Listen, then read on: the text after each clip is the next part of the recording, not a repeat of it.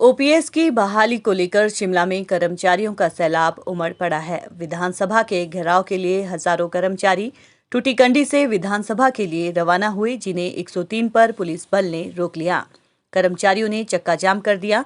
विपक्ष ने सत्ता पक्ष पर जबरन आंदोलन को कुचलने का आरोप लगाया। मुकेश अग्निहोत्री ने कहा कि कर्मचारी प्रदेश की रीढ़ है। सरकार ओपीएस को लेकर कर्मचारियों को कुचलने का काम कर रही है। वाजपेयी ने जीवन का सबसे गलत फैसला ओपीएस को बंद करने का किया। सरकार ने पहले बिना परमिशन के कर्मचारियों के प्रदर्शन पर रोक लगा दी और दंडात्मक कार्रवाई की चेतावनी दी।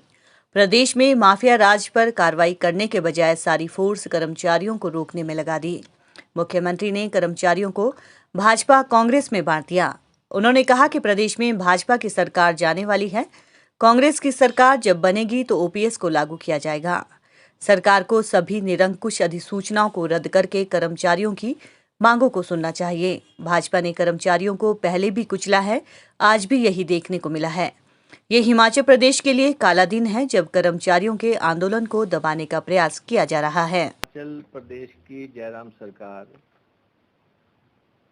तानाशाही पे उतर आई है और हमने पहले ही कहा था जब ये सेशन शुरू हुआ था कि कर्मचारी हिमाचल प्रदेश की रीढ़ की हड्डी हैं और विकास और कल्याण में इन्होंने बहुत भूमिका निभाई है।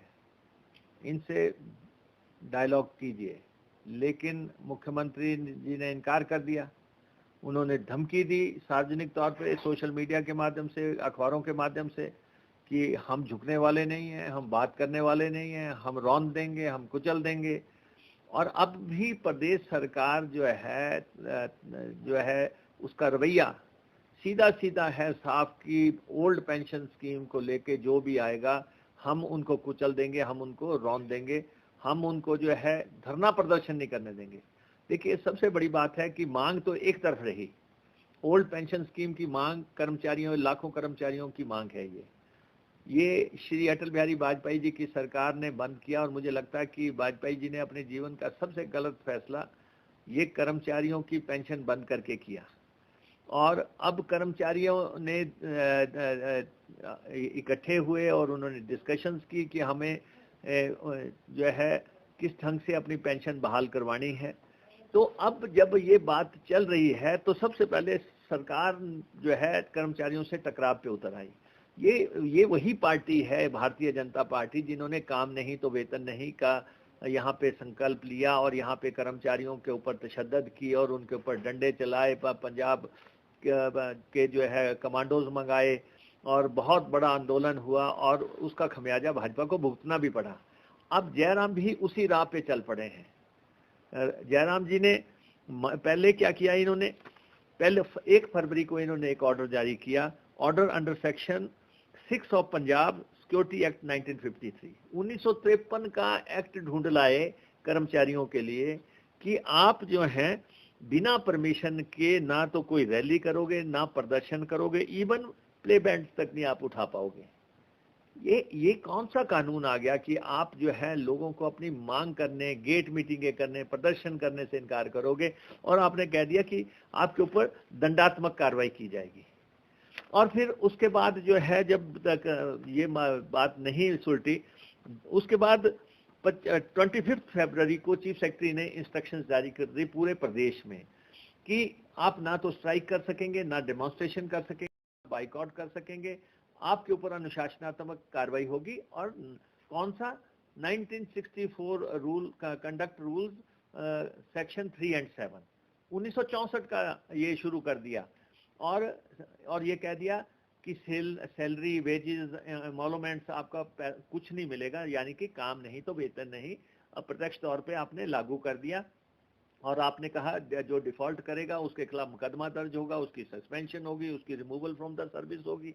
ये आपने दूसरा कानून जारी कर दिया। आप मतलब कि कर्मचारियों को रौंदने के लिए 1953 के कानून ला रहे हैं, 1964 के कानून ला रहे हैं, हिमाचल के बनने से पहले के कानून ला रहे हैं।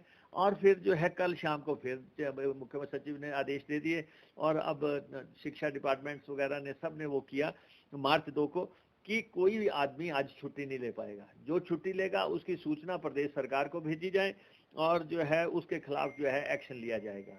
यानी कि छुट्टी भी रद्द कर दी गई। उसके बहाने चाहे आप कोई मर्जी लेते रहें। आज पूरा शिमला जो है आपने छावनी बना दिया, सारी बटालियन ने यहाँ पे मंगा ली।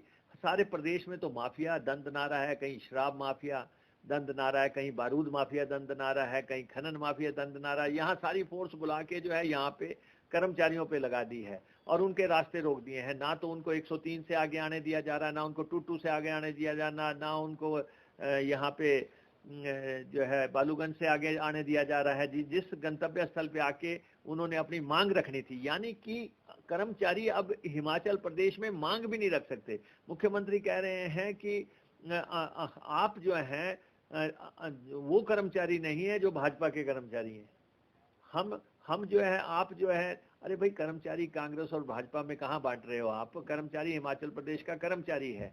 आप कह रहे हैं कि आज भी आपने कहा है कि उनको जो है उनके पीछे राजनीतिक सोच है, उनके पीछे राजनीतिक दिमाग चल रहा है। ये कर्मचारियों की बहुत जेन्युइन मांग है और हम तो अभी अशोक गहलोत जी ने लागू कर दी।